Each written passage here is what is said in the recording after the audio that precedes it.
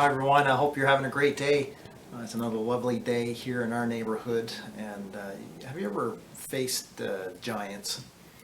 I guess we all have at some point in our lives. And throughout the Old Testament, there's a name for giants.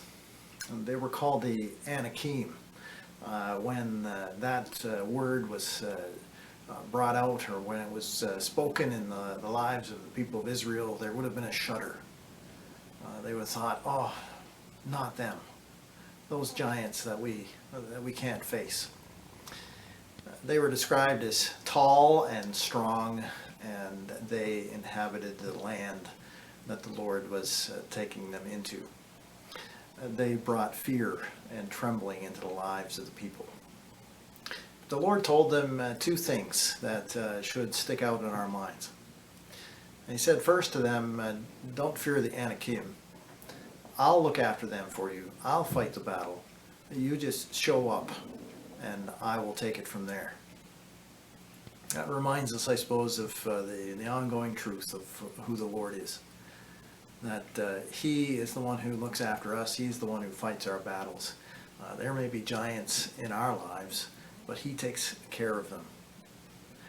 The second point that he makes right there, I think, is hard for us to take.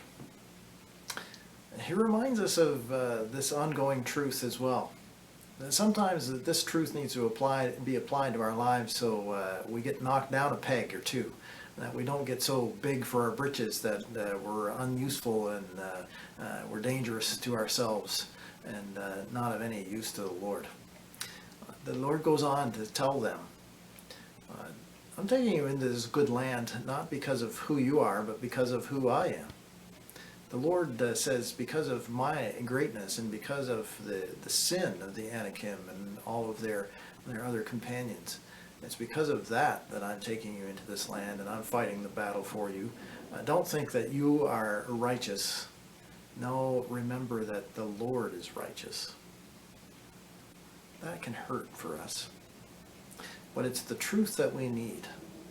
We need to know that He does what He does because of His righteousness. He does what He does because of His power and strength. It's not because of who we are.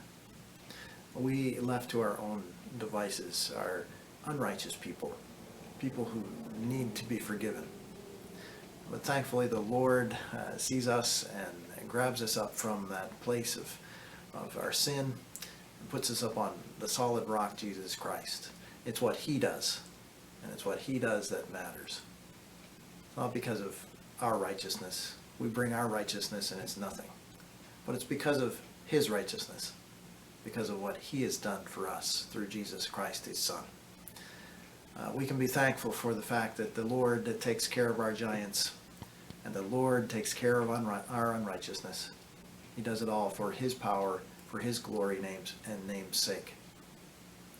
Well, before I leave you today, I've been sort of hitting on an animal theme this week.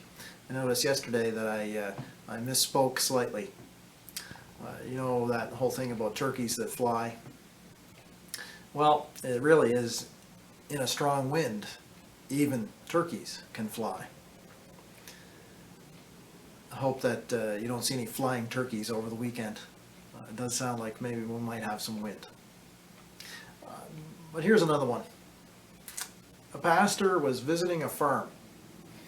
And as pastors are prone to do, the pastor had lots of questions for the farmer about the animals.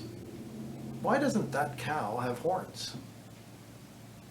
Well, the farmer explained the reasons why cows on farms don't have horns. He told the pastor some breeds just don't have horns, like the Angus breed, for instance. He went on to say that on the calves, sometimes we put 2 drops of acid there on the spot where the horns would grow, and it doesn't hurt them when they're little ones, and it keeps the horns from growing up in the first place. And then he said others, well, when they get a little bigger, we cut the horns off. It doesn't hurt them, but it keeps them from disease, and it protects us while we work around them. Now, this one that you asked me about, this one that doesn't have horns, it doesn't have horns because it's a horse. Hope you're having a great day. God bless you.